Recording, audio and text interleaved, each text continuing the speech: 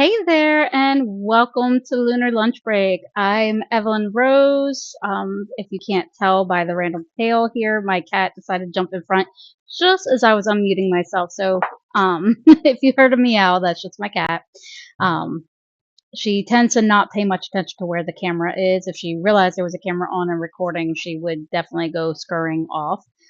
This is why most of the time when I post pictures of her, she's looking the other way or she's asleep. Because as soon as she realizes the camera's on her, she's camera shy and will run away.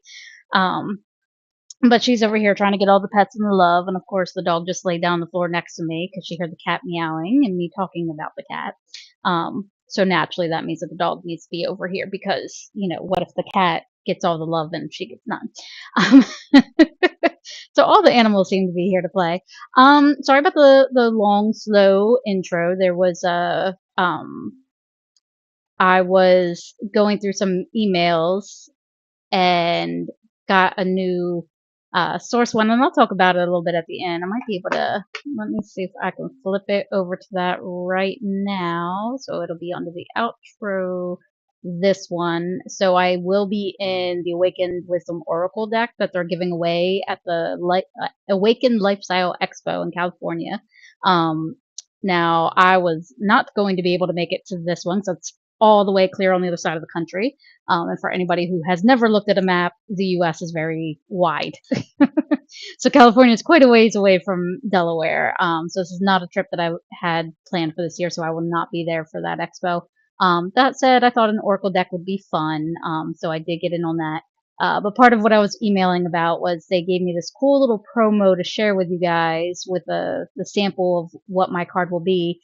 But if you look closely at this, my photograph here with the headshot, if you take a look at the elbows, like right about where my name is, they for some reason AI generated under there. So I ended up having to send them the unedited screen or headshot so they would fix it, and they did. So this should not be what's actually in the deck. So if you're looking at it and you're going, ew, AI elbows, yes, they are AI elbows in this, but that should not be in the deck that actually gets printed. That was our initial draft, and I had them change it. So if you're like me and you go, ew, something's weird about that, it's because there is. I appreciate that it tried to make me skinnier, but the elbows were just so ungodly awkward. I had to change that. So again, I'll mention that again at the end, give you more details on how to get your hand on one of those. I think there's only going to be 1,000 copies, and each of us who are in it. So there's 44 of us. So less than 1,500 total copies will be in existence. For this expo. The rest of us will be mailed copies since we won't physically be there. And of course, you can't buy them. You got to actually go to the expo to get them. But pretty cool, pretty interesting. It costs a pretty penny to get there, but I would much rather put myself on an oracle card than on a billboard. So each of us have our choices. I do want to apologize. I did not have my glasses on. It's been a bit of a busy morning. I finally got all my things out of my car except for, I think, one of my tables and the tent. If you do not follow me on Blue Sky, then you missed out on the fun and the joy of me posting about some of the stuff that happened for the 4th of July. So all week leading up to the event, it was calling for thunderstorms throughout the day, and then just as we got closer to the day, it was definitely during the evening hours, definitely in that like 8 to 10 p.m. range. They were expecting thunderstorms or at least some rain and wind. And so the city kept trying to hold off, and then about 2:30 p.m. they decided, no, we're going to move forward with it, which made sense because right around 1 p.m. was when all the forecasts were starting to say like, oh no, it should be sunny, low chance of rain. It might rain like sometime after 11, and it's like a 12% chance or something. Meanwhile, earlier in the day, I looked at the forecast and I looked at if you've never heard of it, it's called Bentusky. It's all that weather data. Um It's a global tool. So a lot of times when you hear about Ventusky, you might see the name Ventusky and they're talking in all these different languages, because it is a global tool, for weather data. So a lot of those of us who either work with or teach weather data, this is how we became familiar with the tool. And so looking through that, it was very clear we were going to get hammered like around 8 or 9 with at least rain and definitely some strong gusty winds. Um, and because it changed like right before and the city decided to move forward with it, it was like, you know what, we'll just go. And if we start to see clouds, then we'll just head out. And so sure enough, it stayed mostly cloudless. There were some giant clouds out in the distance and they didn't even look like storm clouds. For most of the time, it was excruciating hot. But eventually the sun did kind of go away, it got cooler. There were some menacing clouds that started to show up around 8, and so they started the fireworks early. I'm in the middle of giving a reading. Just as we're wrapping up the reading, here come the wind gusts, and it's like, grab the tent. Um, any of us who've ever worked in medicine, emergency medicine, anything like that, we are highly aware of the dangers and the kinds of injuries that can occur when outdoor things like tents and such go flying. And so I was mortified because I'm like, I need to get these tent legs down. So if you don't know, if you ever get little little weather safety for you guys out there. If you have any of those like little pop-up tents or anything like that, and suddenly the winds start to pick up, and there's any concern of the wind lifting it, you want to lower the legs as low as you can get them to go. Like if you can't get it folded up right away, because that was my case, I have one of those little pop button things, so you have to get in there and pop it, but before I can reach it, I have to pull it down. Um, and so that's what we did was we pulled down the tent. What that does is it prevents the airflow getting up underneath and taking it like a kite. Um, so that's the best way. It's still, if you're like me and have to use lightweight equipment, like I would not be able with, some of you guys are aware that I have chronic pain related conditions. Um, and so I do have to manage my energy and things like that. And one of the ways that I do that is through having lightweight equipment. Otherwise, I wouldn't be able to do events. Um, and so one of the downsides to that is the wind will take it without any hesitation. It does not take much for the wind to take it. And so lowering your tent is the way to prevent that kite-like effect. Um, it doesn't completely save it. Like you can't just lower it and walk away. You're still gonna have to try to get it packed up, which is what we did. Thankfully, we had to kind of like get everything lowered, have a couple people holding it while I like pulled the tables and everything out from underneath. Surprisingly, I didn't lose any of my tarot cards that I actually read with. If any tarot cards they go missing, they're the little freebie ones I give. So if you found a tarot card, you're welcome. uh, most everything was okay. There's a couple little things that I have to fix because I literally just balled up everything I could into the tablecloths. This is also a benefit if you do any sort of vending or picnicking or anything like that. Always have a tablecloth so that you can just kind of very quickly wrap that stuff up and go. um, so little damages, but nothing major, nothing big. So a big shout out. I don't know if anybody who was there helping me out will see this or hear this, but a huge shout out to those of you who helped me in that moment because it wasn't just helping me, it was protecting everybody else. Because I know that's where my mind went to, like immediately when that wind gust hit, that first hit was, oh my God, the tent's going to go flying and all this stuff is going to go like whacking people in the eye and impaling people. And I was terrified. Um, so it wasn't, you helped me. So thank you for that. But my big, like, you are my heroes right now. Thank you is because you helped prevent people from getting injured. Um, and I would not have been able to gather that stuff up and get that as safely packed away as we did without the assistance. It just came on entirely too suddenly. Because it was everything was good. Everything the clouds were off in the distance, and there was no sign of rain or wind. And then suddenly, whoosh! There's the wind. There was the little wind that made us the person I was reading for like we both kind of sit up and go wide eyed, and then there's a quick grab the tent gust.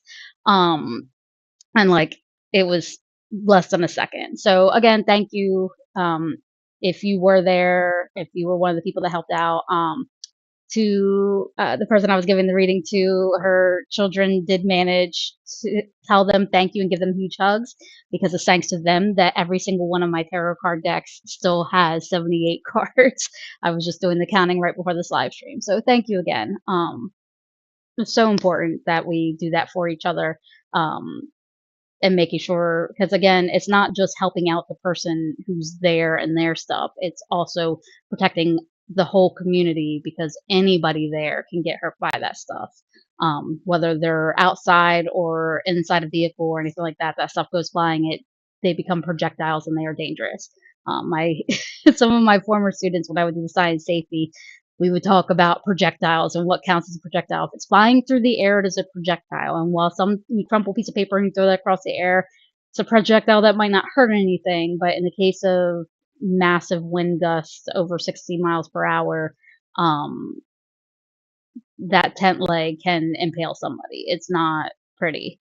So again, thank you guys so much. That said, there were some other fun things that happened, but I'll save that for next week because it's already 20 minutes into our hour and I haven't even begun to answer your questions.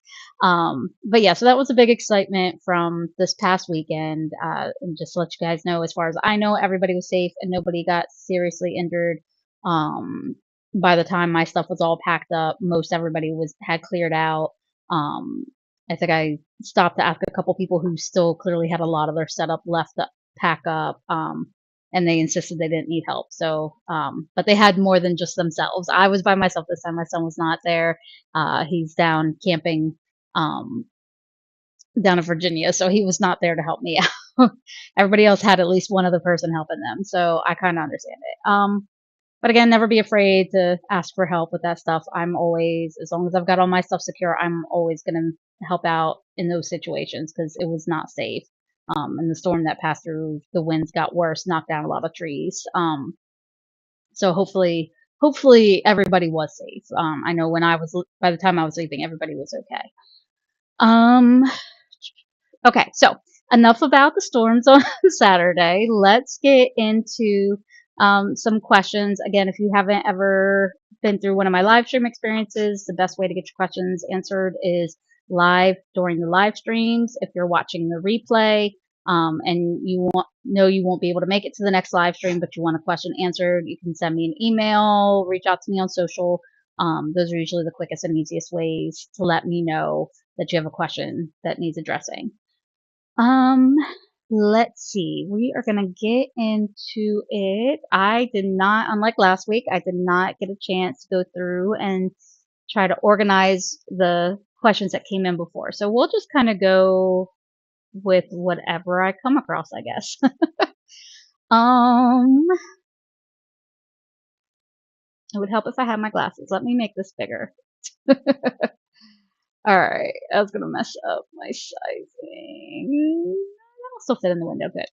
All right, so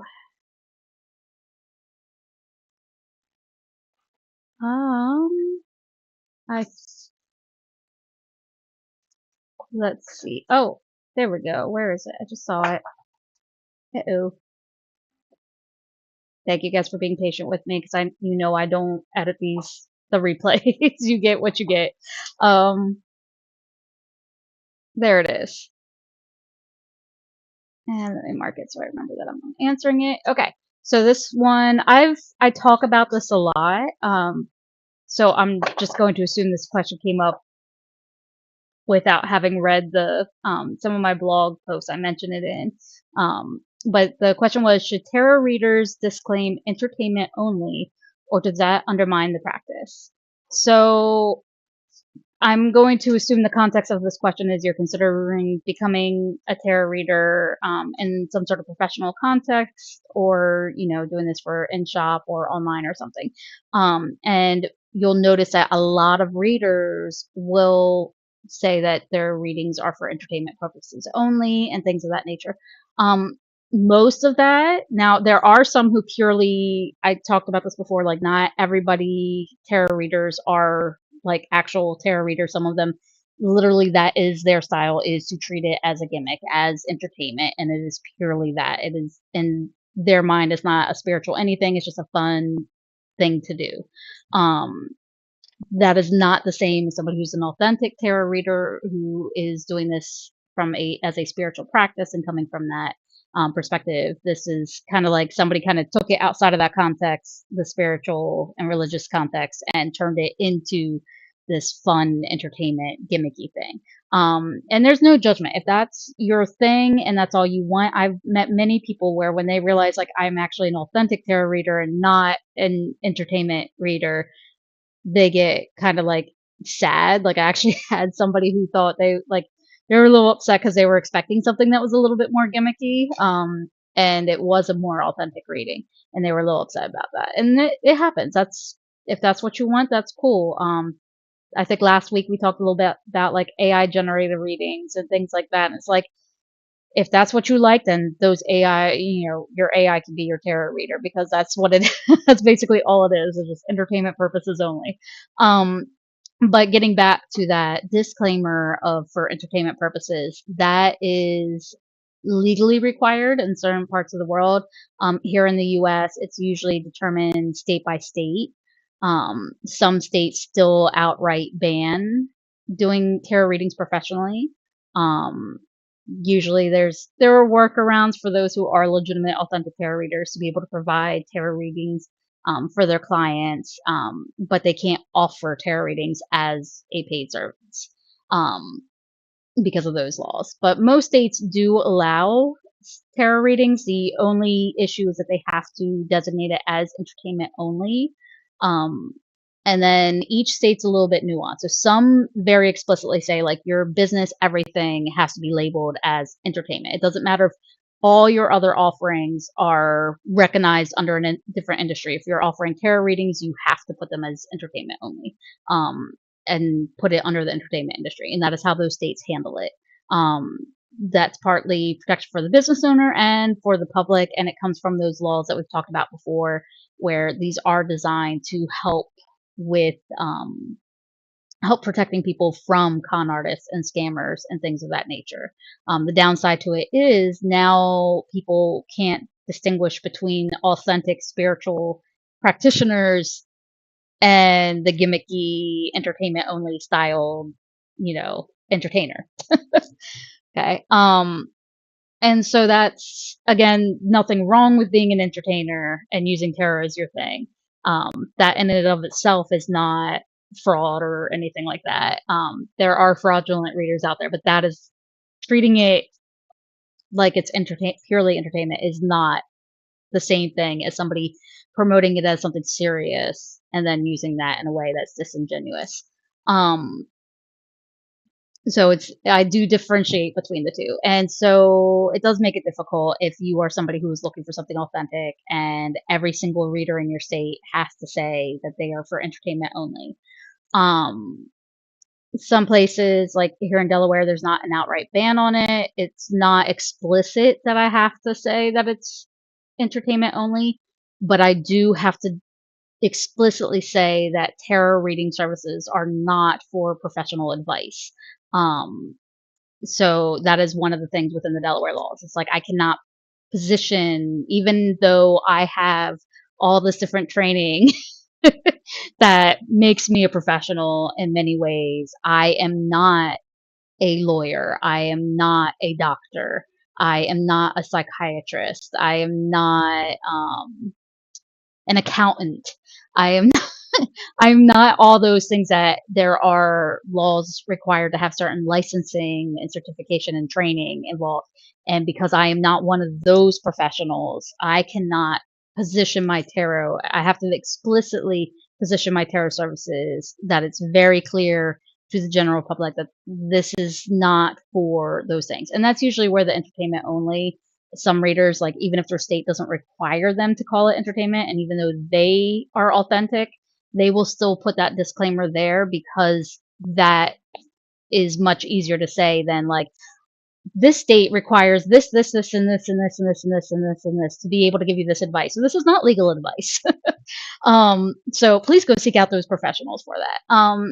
So depending on how long you want your disclaimer to be, sometimes it's easier just to say tarot services are for entertainment purposes only and keep it moving. So if you are looking into professionally offering tarot services now, if you're doing them for free or through part of a group or for a fundraiser or something like that, like you don't necessarily have to worry because you're not, this isn't a service or it's not a business service in that case. So you wouldn't have to worry about having those kinds of legal disclaimers the same way. Whereas if you are trying to look and do this professionally, then yes, you do need to know. Oh, and here comes a dog who's now like, I need all of the attention. You will need to have some sort of disclaimer to basically differentiate between going to somebody who's offering intuitive or psychic services, card readings, and other spiritual means of navigating the world versus somebody who is explicitly and professionally trained within a specific area of life.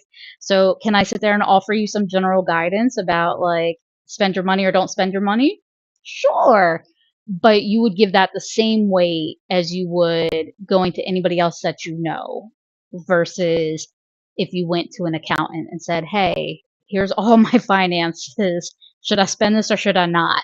Like those are two very different levels of expertise that you would be talking to. So yes, your psychics can help you with these things, but no, they are not that level of advice, which is why that disclaimer again exists.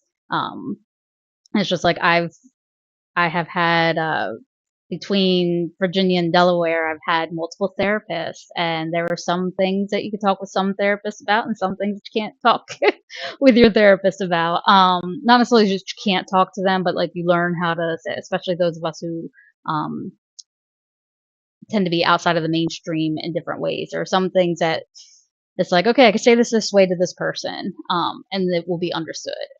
Which small tangent because I definitely went squirrel brained on that. Um, if you don't click with your therapist enough, that's usually the indication of start looking for another therapist. You need to find the one that you can talk to about all the things. That's kind of the purpose of having a therapist. But sometimes, if you're going, especially if you're going through a particular treatment program, you're kind of who you got is who you got. And if that's the case, then you kind of understand that nuance of like, okay, well, this therapist I can say these things to, but I can't say those same things to this therapist over there, even though they're both therapists. And it's kind of similar thinking. But I've definitely gone squirrel brained on this question. So I apologize if I confused you, if I didn't quite answer your question right, if I misunderstood where you're going with it. But bottom line is tarot readers don't legally have to disclaim entertainment only across the board. It really depends on where they live and where they are doing business. And as far as undermining the practice, it can in that it makes it difficult for the general public to differentiate between an authentic reader and an entertainment purposes only, an actual entertainer. There you go. Authentic reader versus entertainer.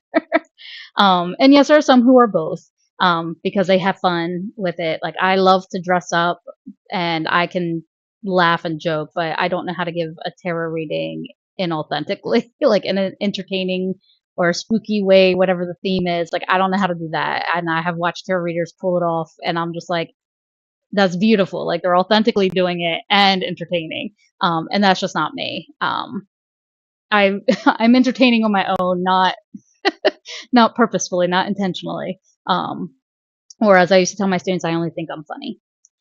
Let's see. Okay, so hopefully that answered that question. Again, if I squirrel brained it too much, just let me know, and I'm happy to come back around to it, or we talk about it one on one. Let's see. No, girl, go lay down. Let's see.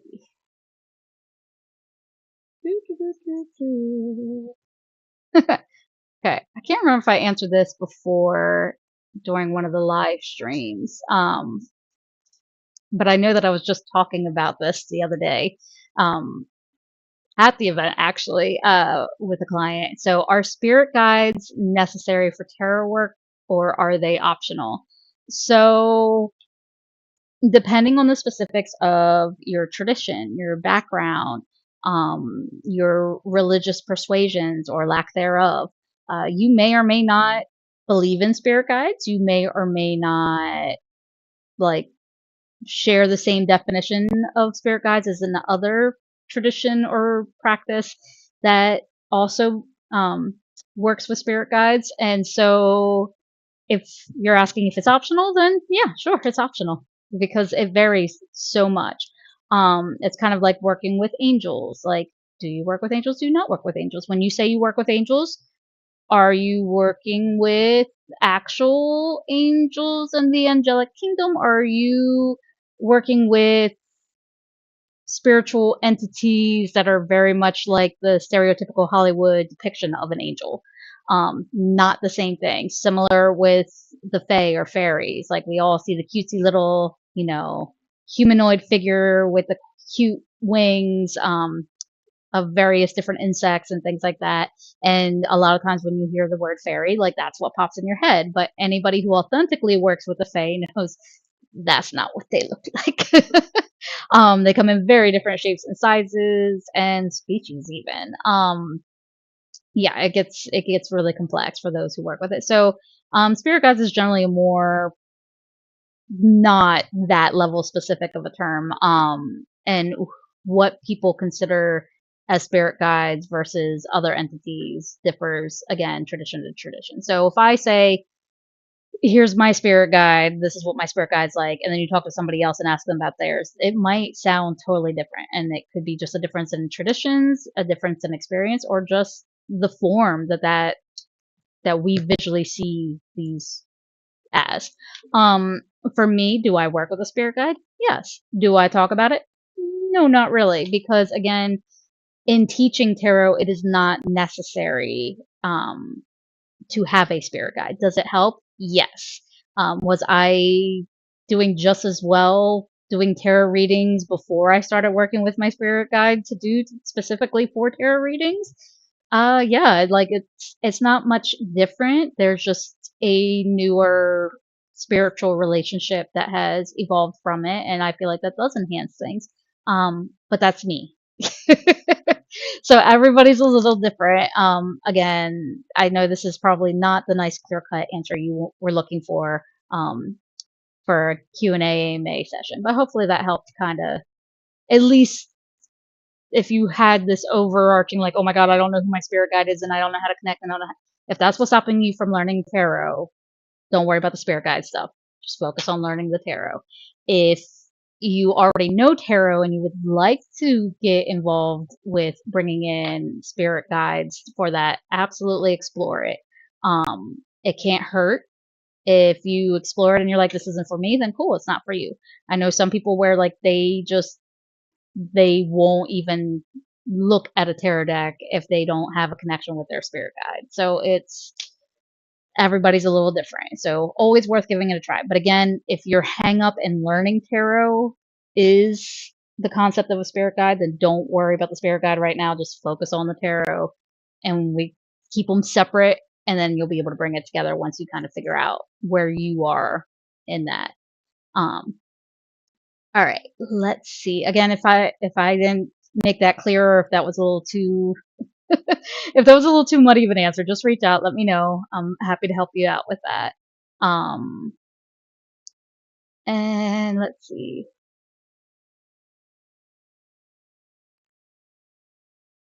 Okay, I love this one. Can tarot conflict with religious beliefs or can they coexist? So for the most part, tarot coexists. And I say this across almost every religion that's out there.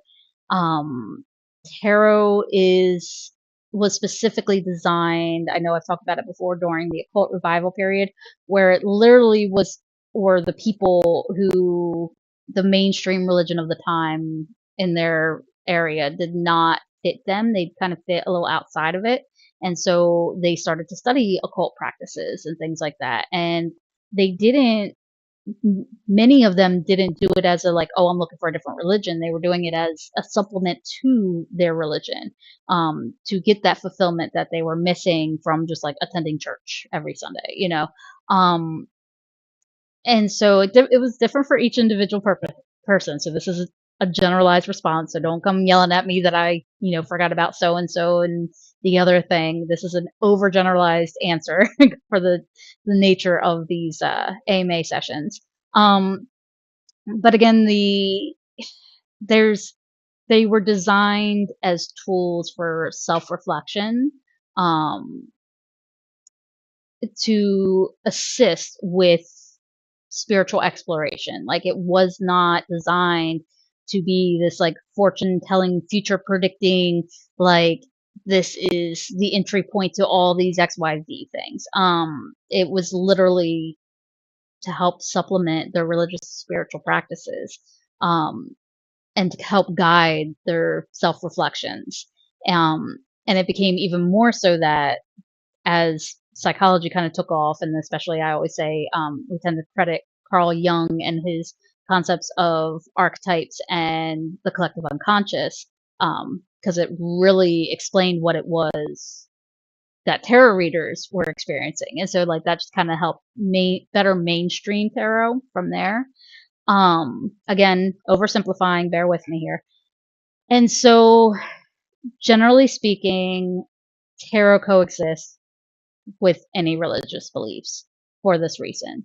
Now, this is where we get into the nuance. For those, notice that I did not say all religious beliefs, and that's because within some specific religious, whether it's denomination, sects, whatever, tradition, whatever term that those religions use, there are some that have demonized tarot, have misunderstood what it is, and for that reason, they do not allow it.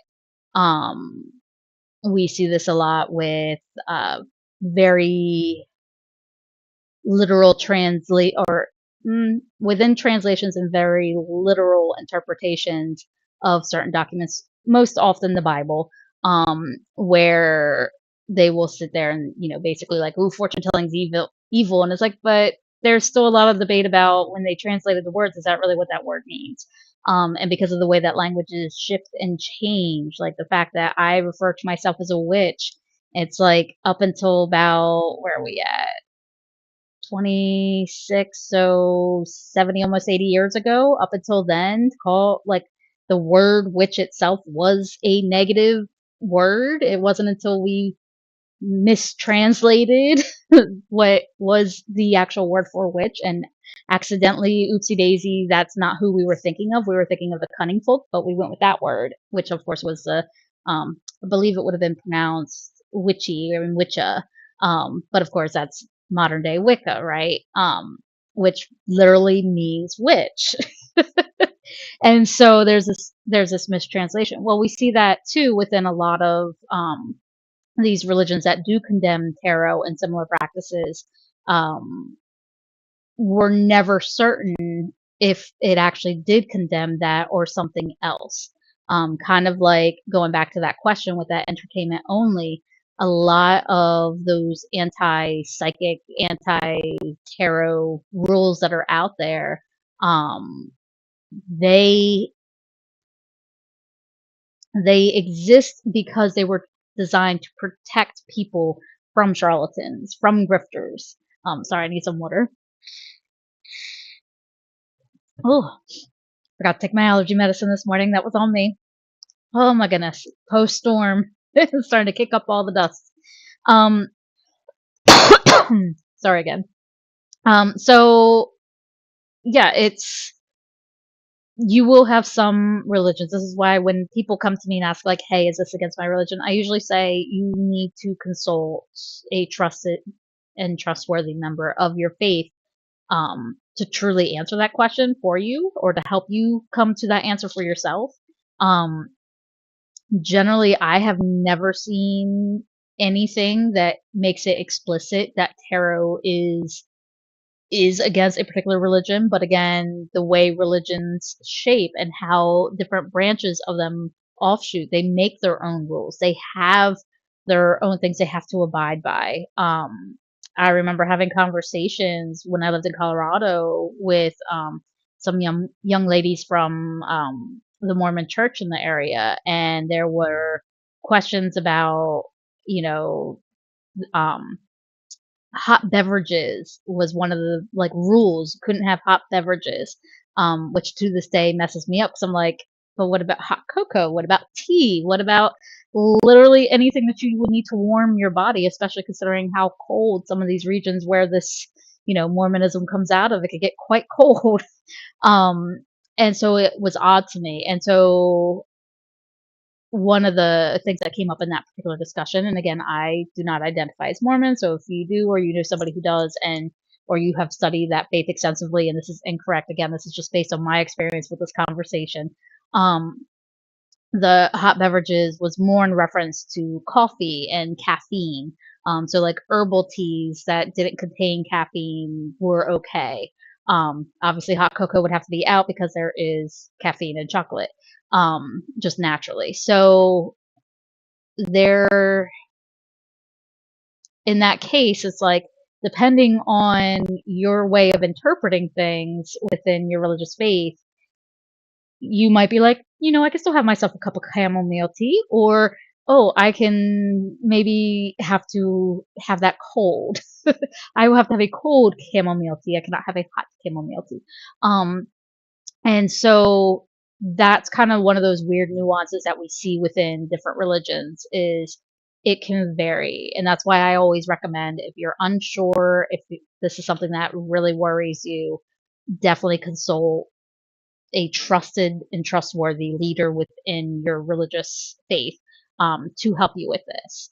Uh, but again, I have never seen anything be explicitly anti tarot. I have seen interpretations of that. I have seen um, some denominations and traditions that might say like, "Oh no, don't do this," or one of those like, "Well, you don't do it, but you could go see a reader," or only the priesthood can do these things. We see that I think within the liberal Catholic Church still does uses tarot readings and other divinatory methods.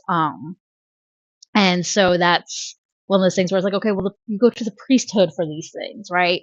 Um, but again, if it is something that deeply worries you and concerns you, reach out to that trustworthy person that can answer that for you or help you to come to that answer for yourself.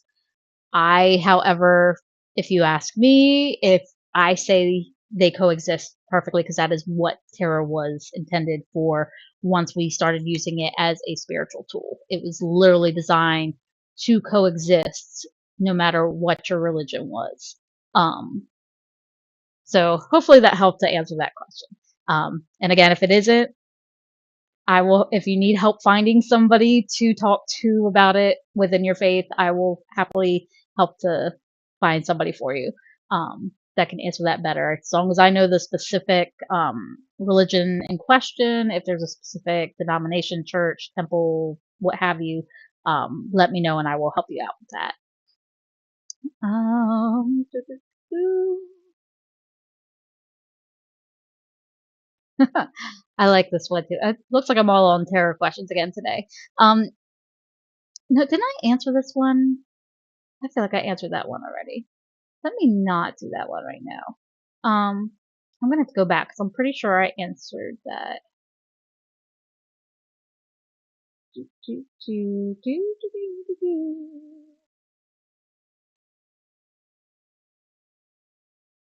Hmm. Oh, I like this one. How do you protect your energy before and after readings? So,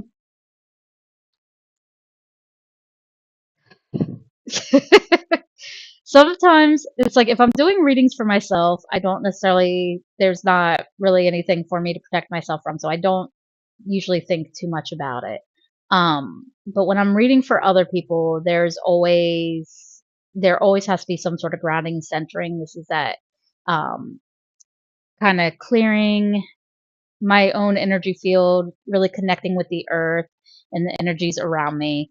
And then like focusing on the person I'm doing the reading for. So it's one of those, if you just look at me and watch me, you would not know that I'm doing this at all. But I really do it with like every single person that I read for. So like, especially when it's one of those quick events where people are like leaving the tent and the next person comes in before I've even had a chance to clean up the cards. I'm actively, doing a quick cleansing, again, tapping into that energy around me and in the earth. And then focusing on the client. Um, and so it's, again, if you look at me, you'll never know that I'm doing it. I think there are very few people who would be able to visibly see that in action, and they'd have to know that they need to observe that to like to see it. Um, but that's one of my things, is just making sure that you are grounded, making sure that you leave whatever your stuff is out the way. Sometimes people getting readings from me, there will be that moment where I go, you know what, enough about me, enough about my stuff, and that's me kind of like shooing off all the ego and extraneous squirrels that have no place in the midst of a tarot reading. That doesn't mean that I don't get distracted. It doesn't mean that there's not ever squirrels, but they're not. It's not the ego me, if that makes sense. Um, for those of you who kind of have gotten the idea within like metaphysical and occult spheres, the way we refer to the ego is a little bit different than how we do in psychology. Because in psychology, it's all ego.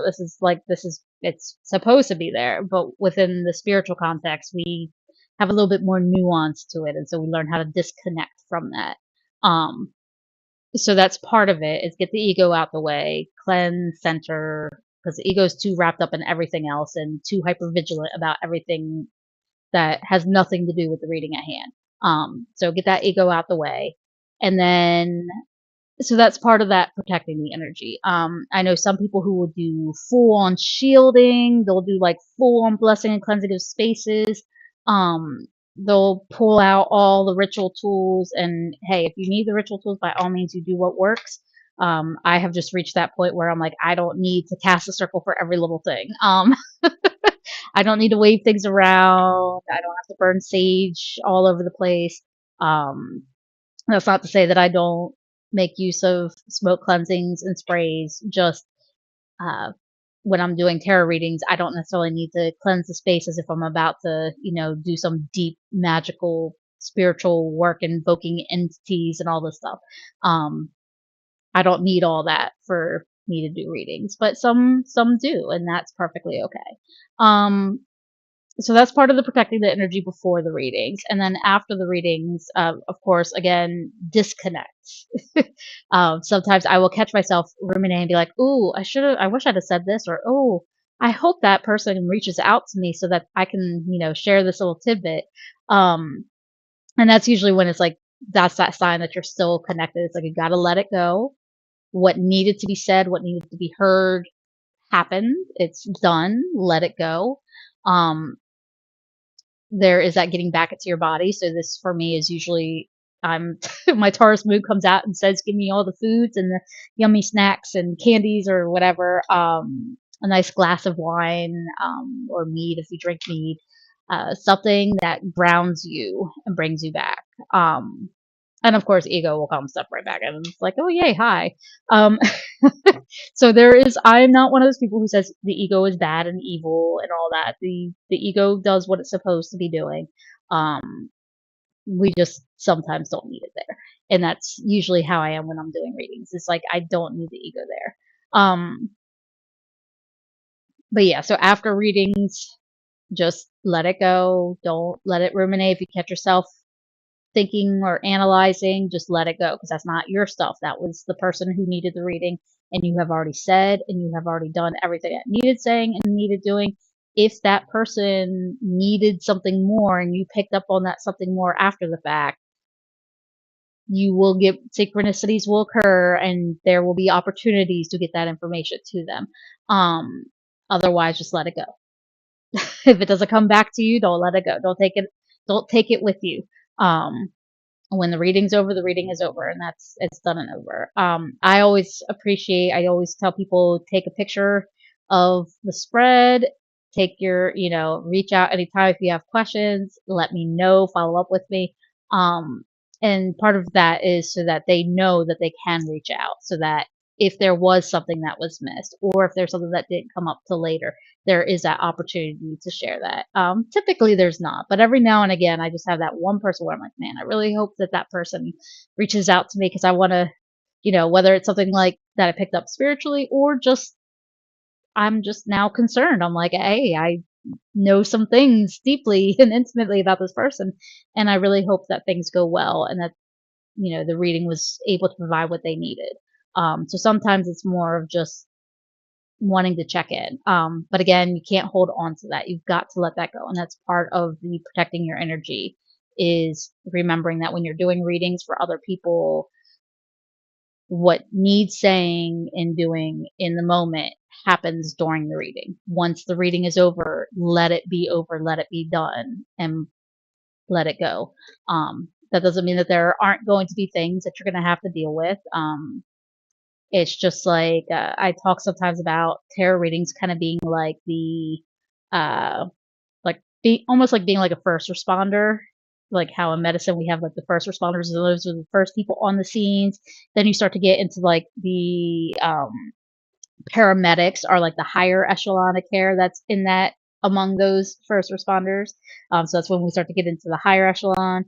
Then we start getting into, the nurses and the doctors and the surgeons, and it just kind of goes on and on, right? In terms of higher echelons of care. Think urgent care versus ER versus ICU, right? In emergency care. And so with tarot readings, a lot of times we are kind of like the first responders on the mental health side of things. We're not social workers, we're not therapists, we're not psychologists, we're not psychiatrists. Those are, again, those higher levels of care. Now, you might have somebody who is trained in those things, hello, who also does tarot readings. But the tarot readings themselves, unless you're talking to somebody who is actively licensed and has all the certificates and whatever they need to be those things, like your life coaches, unless they have that master's or that doctorate or the state licensing, they're not that level of care. um, and so for protecting your energy with that, like, again, I'm sorry, I'm getting a little squirrel brain. So with protecting your energy before and after, a lot of it is just remembering the reading is the reading. Now if you're the person getting the reading, obviously that's a little different, because for you it is about being vulnerable. It is, let me open myself up because I need this person to read. I need this person to read for me. So there is a little bit of, before the reading, being willing to open up a little bit. um, be prepared that you might get cracked open. I've had some people where it's like they just kind of sit there and they're kind of doing this number, and then all of a sudden they're kind of like, oh, she knows me. um, and that it happens. So there is a need to be vulnerable, but then after the readings, again, just taking that information with you and carrying that with you. Don't, if you got emotional during it, doesn't mean you have to stay emotional. If let that have been your release. But yeah, getting the readings a little easier because there's not any necessary, like, there's no routines you not need to pick up on. You don't have to be an expert in spiritual health and well-being um, to get a receive a reading. But the biggest thing is just being willing to be vulnerable during the reading. Whether that's, you don't have to speak anything if you don't want to speak. I've had people stay quiet the whole time. But being vulnerable enough to allow somebody to connect with your energy. Um, uh, Sorry, let me read this real quick. Sorry, I'm late in another stream. I'm going to ask someone if they also want a reading from you. Okay, well, I don't do readings during these live streams. These are just Q&A sessions. So this is just if you have a question related to tarot or spirituality or anything of that nature. Yeah, so it's not specifically tarot readings. Yeah. I do sometimes participate in things like that, but for the weekly Q&As, it's more like an office hours. So we mostly just kind of go over different things. But if they do have any questions they want me to answer about tarot or how to look for one, I can go through that. Um, Oh, well, thank you. I appreciate it. Um, if you are watching the replay and you can't read the chat, they just said that they'll also promote us anyway, trying to uh for the live streams and whatnot. So, um, sorry, I get a little awkward on camera. I'm not used to always having to read off the chat, but yeah. Anyway, welcome. And again, if you do have questions, feel free to drop them in the chat. And otherwise, I do have some questions that I'm going through and answering. We just finished wrapping up about protecting your energy before and after readings. And so I think I kind of I kind of answered that one a couple different ways. But as always, if you need me to go back through it, I know we're coming up toward the end, but I also started a little late, so I will go ahead and answer at least one more question for today's session before I get into our outro. Let's see. There was another question I saw here. I really need to remember to wear my glasses. uh, Ooh, this wasn't the one I was looking at earlier, but I think I'll answer it anyway because this one is quick and easy for me to answer. So it says, should people read for themselves during emotional distress? So I've talked before about the need for um, like it's okay to get readings from other people. So even those of us who are professional readers, we will go to other readers um sometimes because sometimes we just need that different perspective. It doesn't necessarily have to be when we're in distress. Um it can lead to confirmation bias. Um so like it definitely when you read for yourself you do kind of have to learn that, but from my experiences, if you read for yourself and then you live through your life, you kind of start to go like, oh, maybe I should stop trying to interpret it the way I want to interpret it. So I'm one of those where I initially learned reading only for myself. And so I did have to kind of learn how to avoid the bias. um, and some people learn only ever reading for other people. So reading for themselves could get a little intimidating. Um, that said, when you're going through emotional distress, that's usually the times when you do need to lean on people. So kind of like I was just saying with the last question, how you get like how tarot readers kind of like the authentic ones, not the entertainment ones that we were talking about earlier, but the authentic tarot readers, they're kind of like a first responder in that mental, emotional health kind of sphere. More spiritual health, I would say personally, but because of the way the spiritual and the emotional um, and mental come together, we're kind of like first responders in that way. So if you're going through emotional distress, for me, I know that there are times where if I'm in emotional distress, I may use tarot as an anchor to help me to calm myself and to give me insight.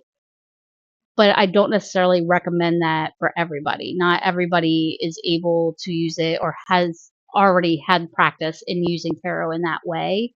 And so when I'm talking about this anchor, it's kind of like you draw a card. So think of like how people do daily card draws, right? And there's just that one card and you just kind of focus on that card and what message it may be bringing you in that moment. Um, and so when you use it as an anchor, the idea is like kind of using it like a focus. So like think of like meditation and having an anchor. Like maybe you're staring off into the distance. Maybe you close your eyes and you're listening to a particular sound. Um, and those are those anchors. Those are those things where when your mind starts to wander, you bring it back. So kind of similar in a moment of emotional distress, if you're having trouble getting yourself calm, having a pulling a tarot card for an anchor can be helpful. So I don't necessarily say don't do that.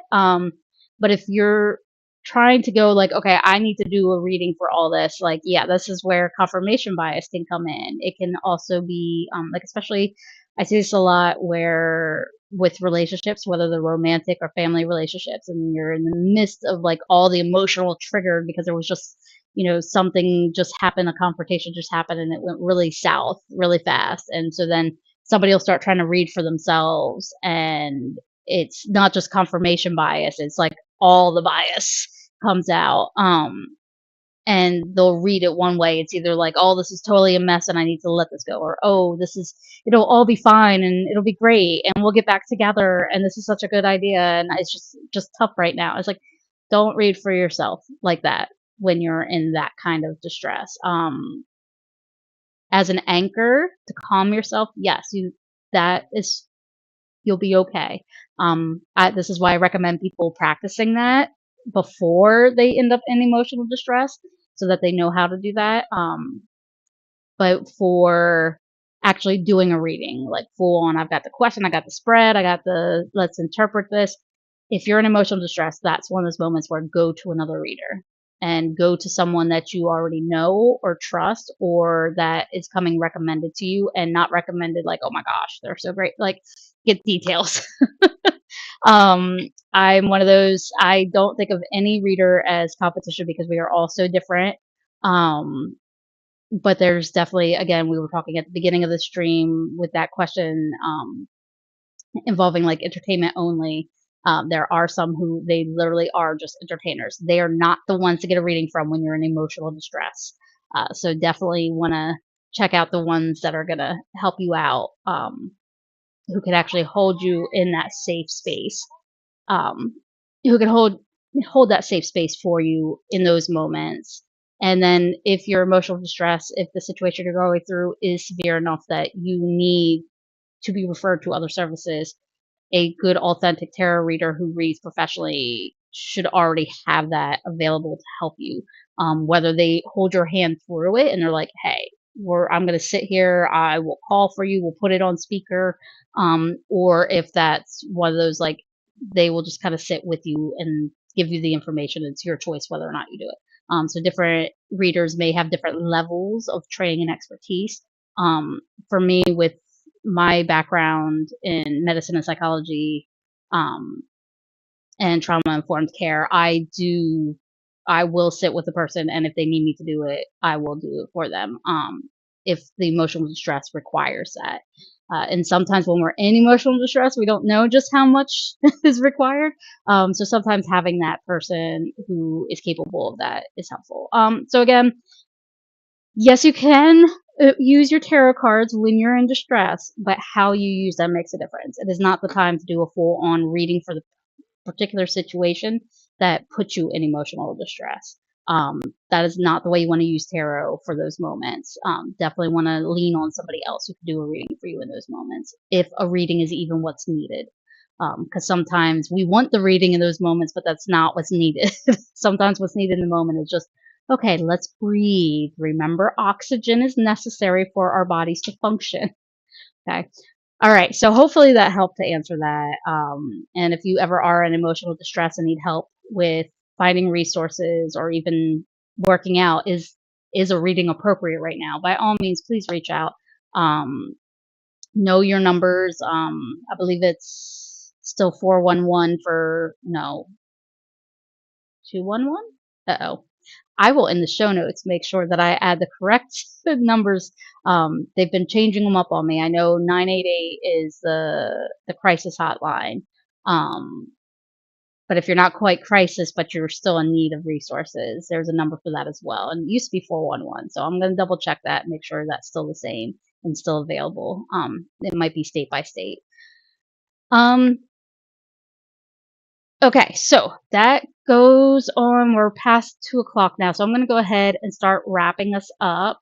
Um, Again, if you have a question, didn't get answered, if you want to drop it in the chat for next time, I'm happy to pop that into my running list of questions. Again, you can always email me, all that. I'm going to talk about that again in the outro. Let me not start that right now. Here, let's go ahead and swap my screen over.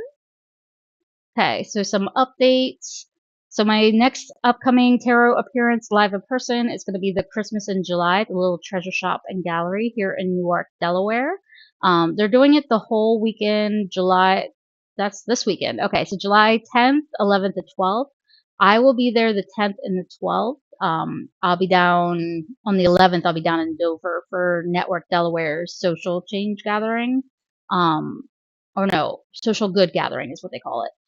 So I'll be down there for that. So that's more kind of like local you could say local politics, but it's, if you don't like if the word politics leaves icky feeling in your mouth, it's that you might not want to call it that, but it's literally people just helping out their communities, getting involved in whatever ways.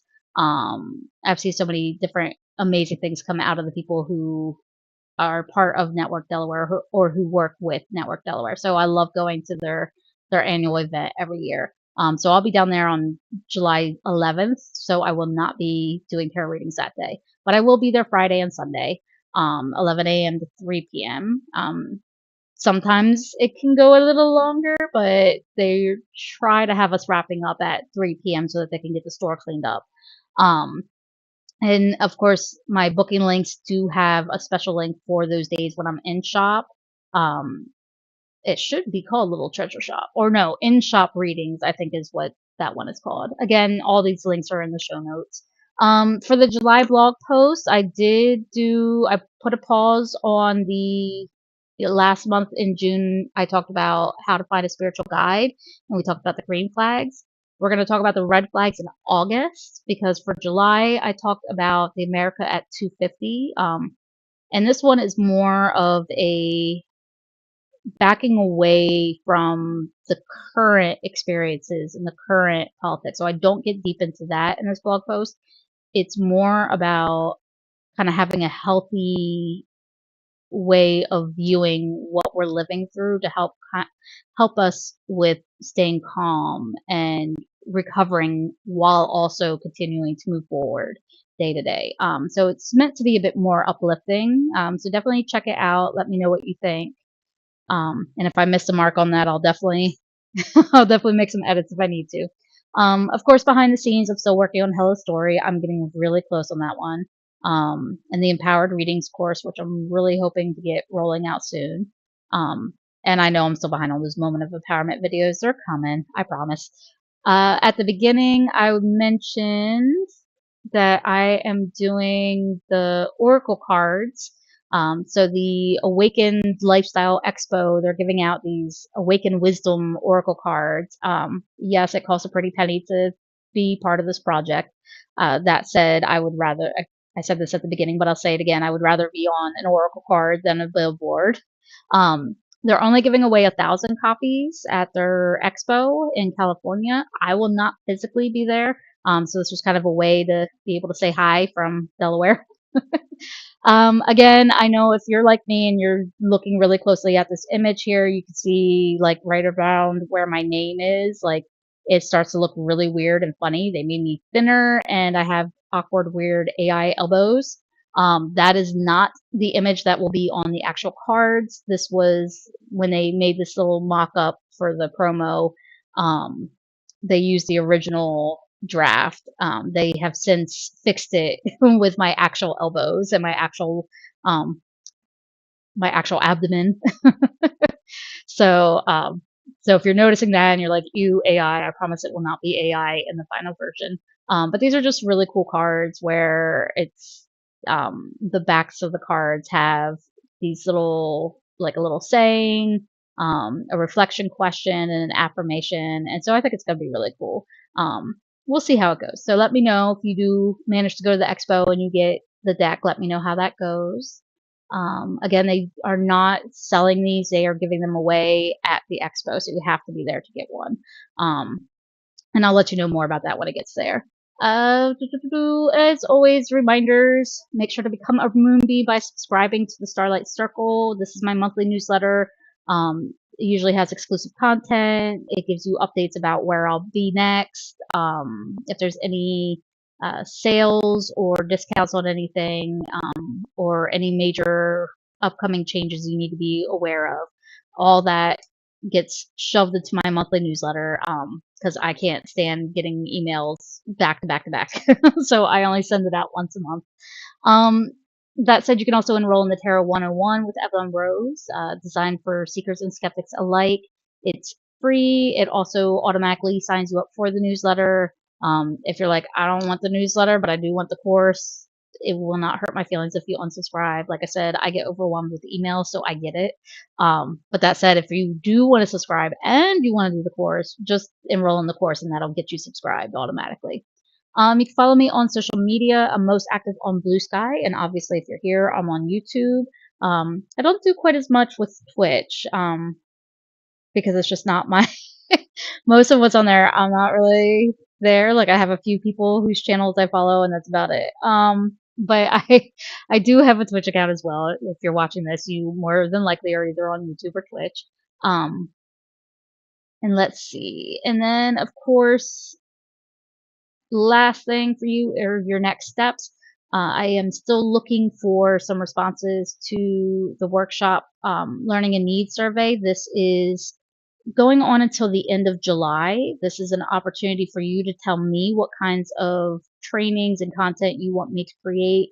Uh, Otherwise, you're going to get my ADHD, squirrel brained, whatever I can come up with, or whatever squirrel is most interesting in the moment. That's what you're going to end up getting.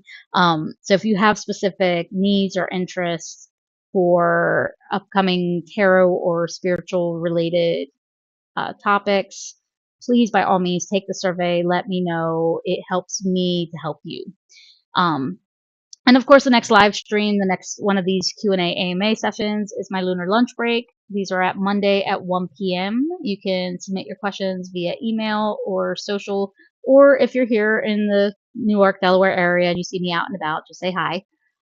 Go ahead and make sure to subscribe to the channel. That lets you know when I go live. You can also like and comment on the video, and that just helps you and other people find more videos like this. And that is pretty much everything I've got for you today. So thank you so much for joining me live. And if you're watching the replay, thank you for taking the time to do so. And keep radiating hope into the world.